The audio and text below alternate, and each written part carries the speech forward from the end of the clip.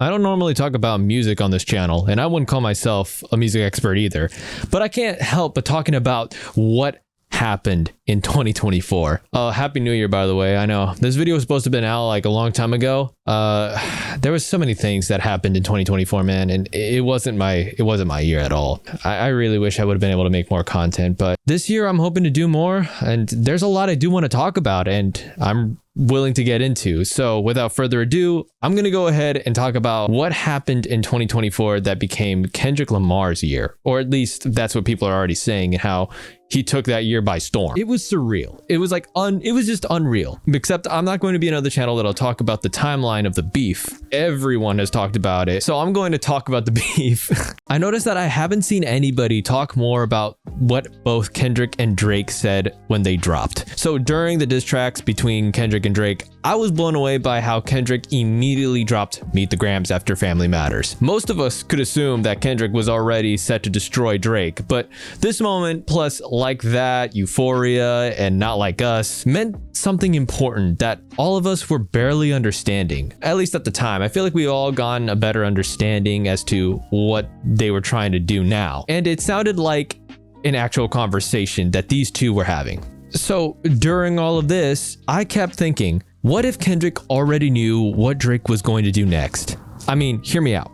Now we know this means a lot more than just Drake in Let the Party Die, maybe in G next. Then I began to look online and I saw some theories going around as if Kendrick knew Drake's next moves. I felt the same way. I mean, the verses in Euphoria meant much more than what we led on. So for this to go that way, I came up with some ideas. If Kendrick did know Drake's plans and how he used them to his advantage, I developed a set of timelines or routes to give an idea as to how Kendrick took Drake down, and maybe what Drake's real plans were truly about. So for that, we need to talk about Aubrey, Drake, Graham. Before I do start, let me give a disclaimer that all of this is just for fun, and all theories are based on the only evidence that became available to the public. None of what I'm about to say will be true, just speculation. So as you can see here, this is my timeline for Drake. In 2011, Drake and Kendrick got together and made some music and did live concerts, and they were both cool with one another until Kendrick dropped the hardest verses on the track Control, as you can see here on the timeline, which became the conversation of hip-hop at that time. Which we all know, this was basically Kendrick saying that he would take down any rapper to prove that he's the best and that he's the #1 in hip-hop. When the Control verse dropped, most of the rappers that Kendrick had called out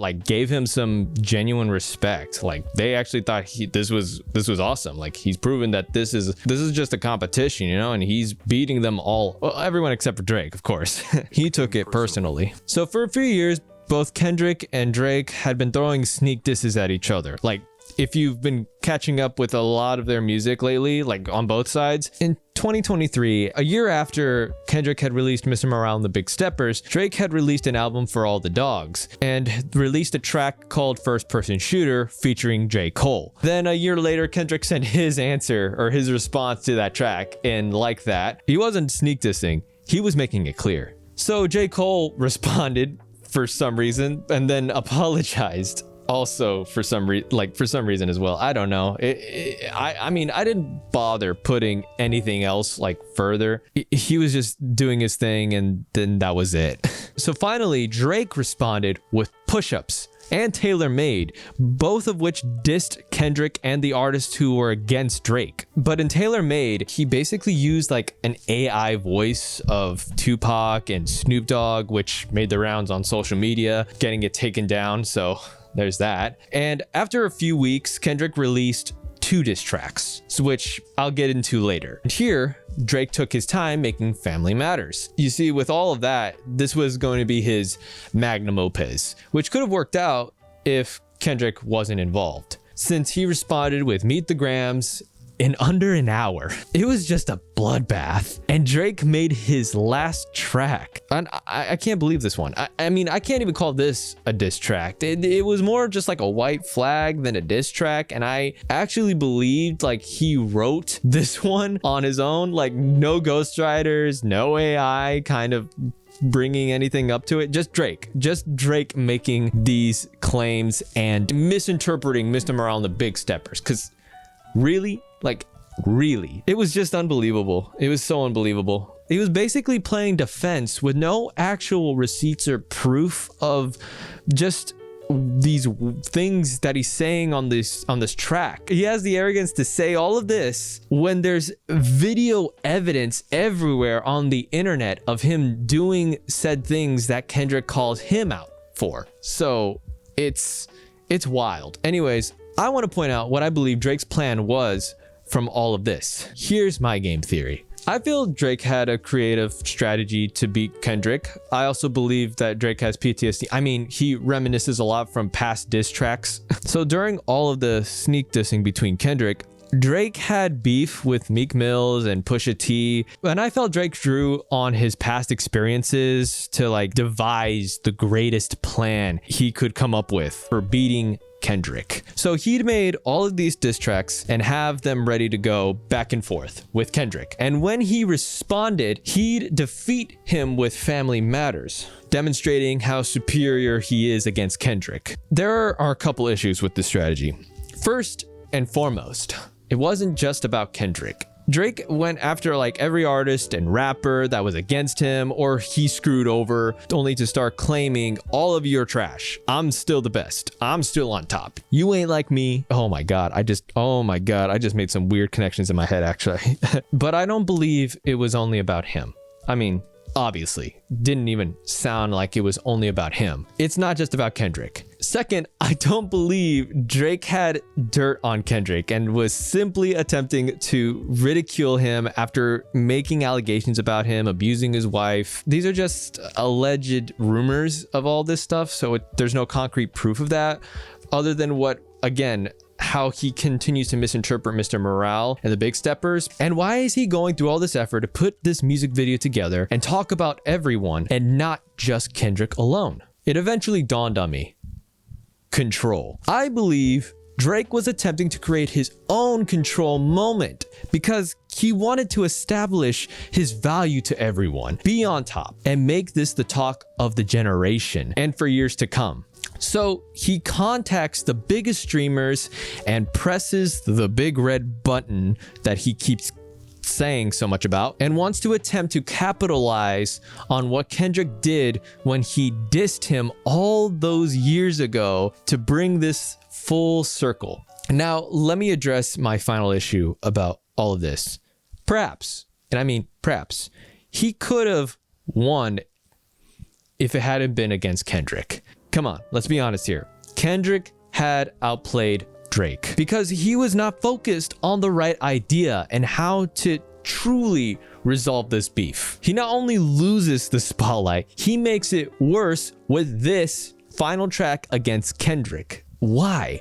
Why would you do that? So if Drake wanted to still be relevant, this is the worst way to do so, as everyone refers to him now as a PDF file. This reminds me of that Disney film Coco, where the antagonist deceives a musician in order to claim like he is the greatest of all time. I mean, it's not the same, but there's some similarities. Oh my God, that movie really warned me. Oh man.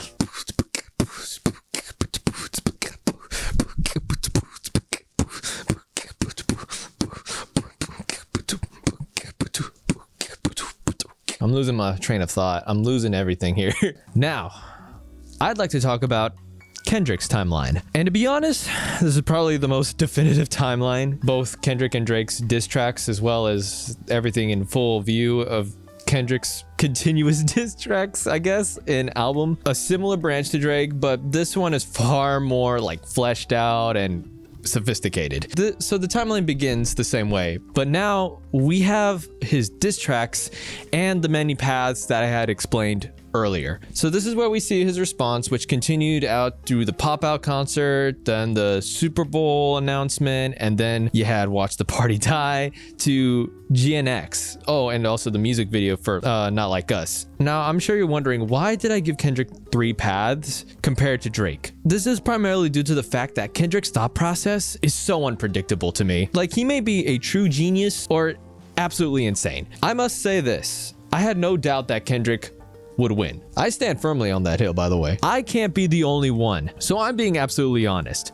And you can say whatever you want about biased viewpoints. I've listened to his music more than Drake's. Now, I'm sure every Drake fan would say, see, I told you, that's what I've been saying. People think Kendrick is this true genius after he does one thing, but they have no common sense and their opinions don't even matter. Listen now. You folks are free to enjoy Drake's music or anything else you want. Listen, you can leave the video if you want to. I'm just having fun, and this is just my opinion. If you can't handle that, then I don't know why you're still here. Anyways, let me get back on track. Now, these paths here are like separate timelines, and they may explain what Kendrick's goals were during the beef. So let me elaborate. When Drake dropped First Person Shooter and when Kendrick released Like That, I thought Kendrick already stated his bit. In this branch, he could have like been done and done nothing, but leave Drake alone, proving he is beneath him in every way, making his statements and letting Drake complain. You know, just forget about it. I said my piece. I know what I did, this and that. But now we are all aware that's not how things turned out.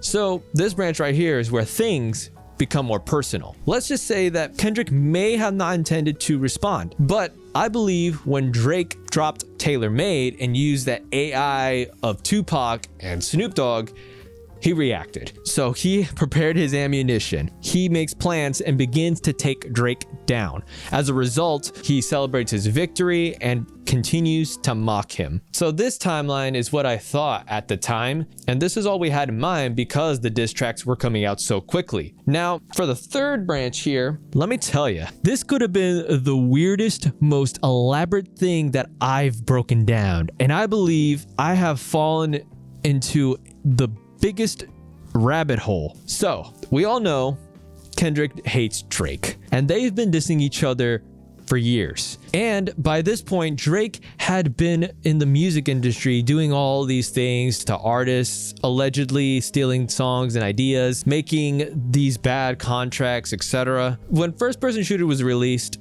Drake and j.cole referred to themselves as the Big Three along with Kendrick, which I believe Kendrick saw as another sneak diss in a way, saying like, this is where you're right here with us. You're on our level, which is not the level Kendrick planned to be on. And the point he's been making this entire time as trying to be the best hip hop artist. Like, I'm not with anyone. So this is where the strategy comes together.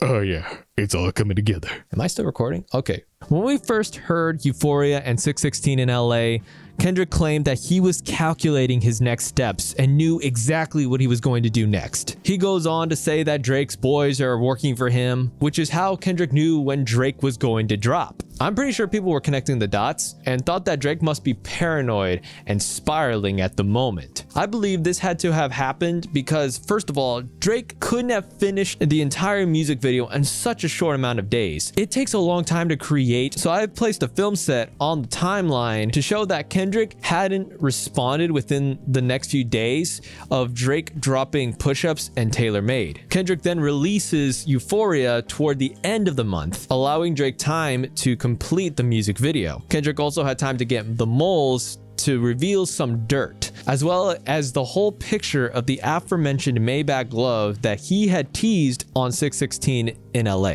I believe this because of the following verses from Euphoria. Hold on, I gotta pull it up. No, I don't want those lyrics. I wanted the other lyrics. Let me go to him.